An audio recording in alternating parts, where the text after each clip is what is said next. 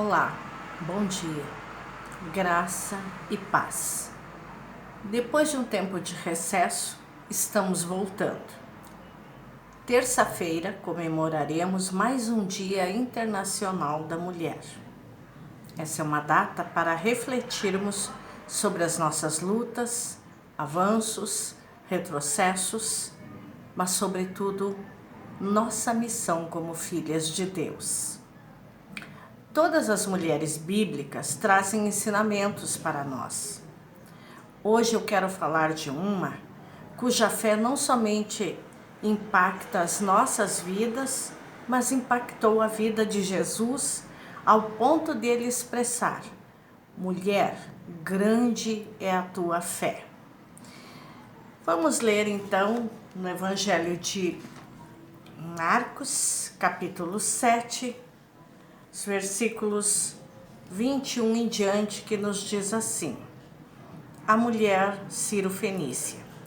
Jesus saiu dali e foi para a região que fica perto da cidade de Tiro. Ele entrou numa casa e não queria que soubessem que estava ali, mas não pôde se esconder. Certa mulher que tinha uma filha que estava dominada por um espírito mau, ouviu falar a respeito de Jesus.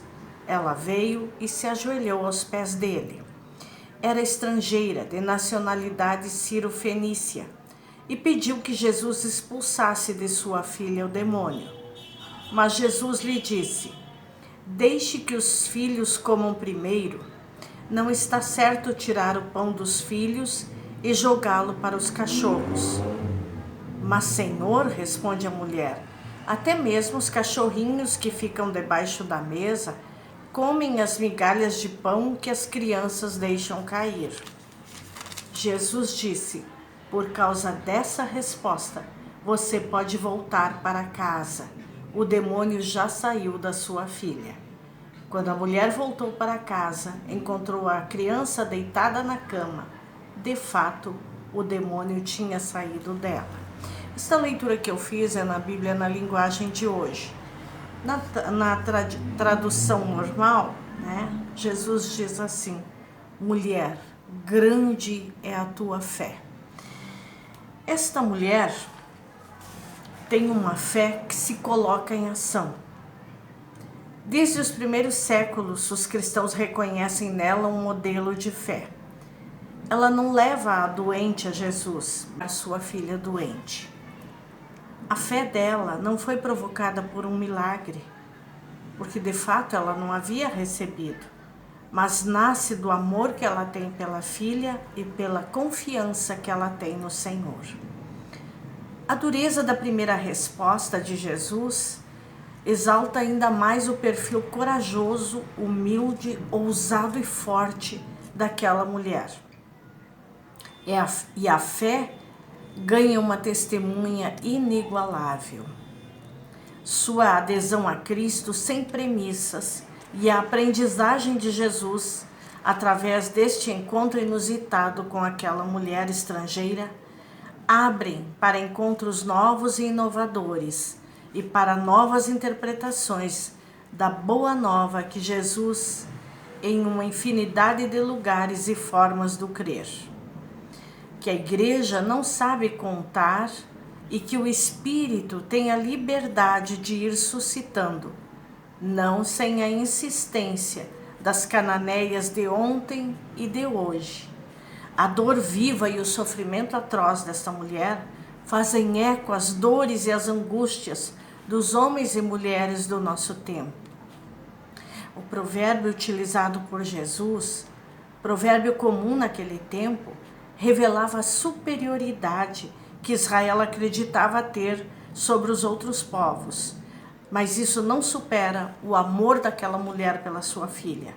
Se a humilhação é necessária para entrar na graça, ela é capaz de atravessá-la, não rebatendo a Jesus, mas levando ao extremo a sua palavra. Aquela palavra que mostrou-se dura e inesperada, mas que veio do Filho de Deus, que podia salvar sua filha.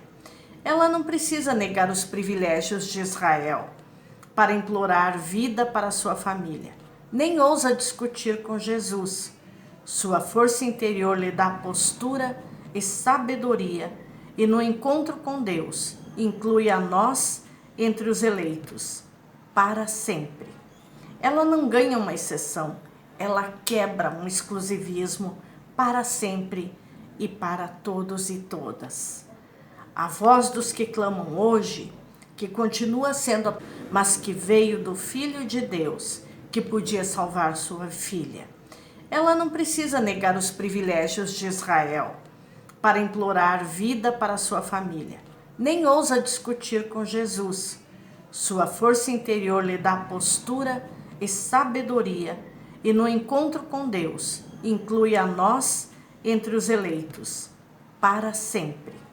Ela não ganha uma exceção, ela quebra um exclusivismo para sempre e para todos e todas. A voz dos que clamam hoje, que continua sendo apresentada a Jesus, chega também aos discípulos e discípulas de hoje, como aos de ontem. A mulher de fé tem a palavra de Jesus que confirma a ela que ela pode ir à luta, retomar o caminho de casa. Agora ela não está mais sozinha. Deus caminha com ela. Com esta mulher, nós podemos dizer que, resumidamente, aprendemos algumas lições. A primeira é que a fé precisa ser colocada em ação. Segunda, sua fé é movida pelo amor à sua filha. Terceiro, é uma fé que não se detém diante dos empecilhos. Quarto, uma fé que gera uma postura de sabedoria, vencendo o preconceito. 5. Uma fé persistente. 6. Uma fé que se põe a caminho. E por último, uma fé que a dor não destrói e se coloca em defesa da vida. Poderíamos enumerar mais coisas, mas só isso já é suficiente para nos desafiar e para nós aprendermos da fé corajosa, persistente dessa mulher. Que esta fé habite também os nossos corações nos dias de hoje, para que possamos continuar sendo mulheres que não se detêm diante das lutas, dos empecilhos, mas que lutam a favor da vida, para que a vida seja preservada. Mais do que nunca, que a nossa fé se coloque em ação. Que Deus abençoe todas nós, em todos os lugares deste mundo, deste Brasil, deste Rio Grande. Mulheres que se levantam em favor da vida. E que Deus nos abençoe